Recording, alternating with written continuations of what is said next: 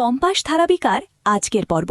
ধারাবাহিকের শুরুতে আমরা দেখতে পাই বেকারির সামনে বিহান, কম্পাস এবং মাহি দাঁড়িয়ে আছে। তখনই বাতাসে গ্যাসের তীব্র গন্ধ ছড়িয়ে পড়ে এবং তারা বুঝতে পারে ভেতরে বিপদ হতে পারে। তখনই বিহান বলে, কেউ আছেন, কেউ আছেন, সিকিউরিটি, সিকিউরিটি, কেউ আছেন, সিকিউরিটি। এই দাদাভাই, আমার মনে হয় না এখানে কেউ আছে। কি গ্যাসের গন্ধ বেরোচ্ছে দেখ, এতক্ষণে কেউ বেরিয়ে আসতো নিশ্চয়ই, যা গ্যাসের গন্ধ বেরোচ্ছে। তখন কম্পাস কোণে, আমার মনে হয় যে আমাদের এখানে দাঁড়িয়ে না থেকে একবার ভেতরে যাওয়া উচিত।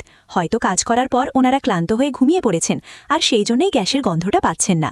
আমাদের গিয়ে ওনাদের একবার অ্যালার্ট করা উচিত।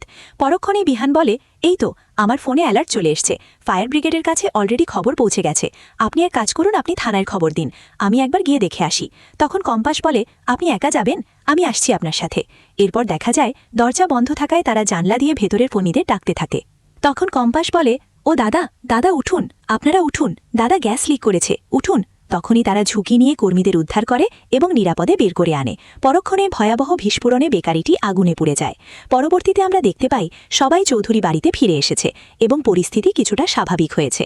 তখন কিঞ্জল চৌধুরী বলে, দাদা, আরে কম্পাস, সত্যি তোমার তুলনা নেই।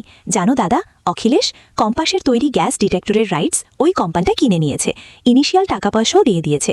সেই দিয়ে আমরা ব্যাংকের অনেকটা লোন শোধ করে দিতে পেরেছি, আপাতত নিশ্চিন্ত। তখন বিহান বলে, ও তাহলে কাকুমণি, আমাদের কাছে একটু সময় আছে লোন রিপেমেন্টের জন্য? তখন কিঞ্জল চৌধুরী বলে, হ্যাঁ, কম্পাসের তৈরি যন্ত্রটার জন্য অনেকগুলো টাকা পাওয়া গেছে, সব লোন শোধ না হলেও অনেকটাই শোধ করা গেছে, এখন অনেক দিন নিশ্চিন্ত। Thank you compass, thank you. তখন অখিলেশ চৌধুরী বলে, কম্পাস, তুমি জানো না তুমি এই বাড়ির জন্য কি করলে, এখন মুখে ভাষা নেই। অন্যদিকে আমরা দেখতে পাই ঋতুজা চৌধুরী আবেগে কম্পাসকে জড়িয়ে ধরে। তখন ঋতুজা চৌধুরী বলে, তুই যা করলি কম্পাস, আমরা তো কেউ ভাবতেই পারিনি বাবা, এইভাবে লোন শোধ করা যাবে, অসাধ্য সাধন করেছিস রে তুই। তখন কাকিমণি বলে, ও দিদিভাই, এসব কথা থাক, আজকে আমাদের মাথার ওপর থেকে বড় বিপদ কেটে গেছে, কম্পাসের জন্যই আমরা বেঁচে গেছি। পরক্ষণেই মাহি বলে, কিন্তু একটা জিনিস তো ক্লিয়ার হলো না গো, গয়নাগুলো চুরি করলো কে? এত বড় একটা ব্যাপার, তার কোনো সমাধান হলো না। তখন মিথি বলে, হ্যাঁ, এত টাকার গয়না, ওগুলো কি আর খুঁজে পাওয়া যাবে না?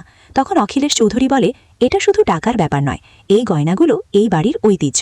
সত্যি বিহান, তোমরা কিছু ভাববে না? তখন বিহান বলে, গয়নাগুলো কে নিয়েছে সেটা আমি খুঁজে বের করব, কিন্তু তার জন্য আমার একটু সময় দরকার। তখন অখিলেশ চৌধুরী বলে, না, এখন তোমার পড়াশোনায় মন দিতে হবে, গয়না পুলিশ খুঁজবে, আমরা কমপ্লেন করব। তখন মিথি বলে, আচ্ছা বাবা, সব হবে, কিন্তু আমার ছোট বৌদি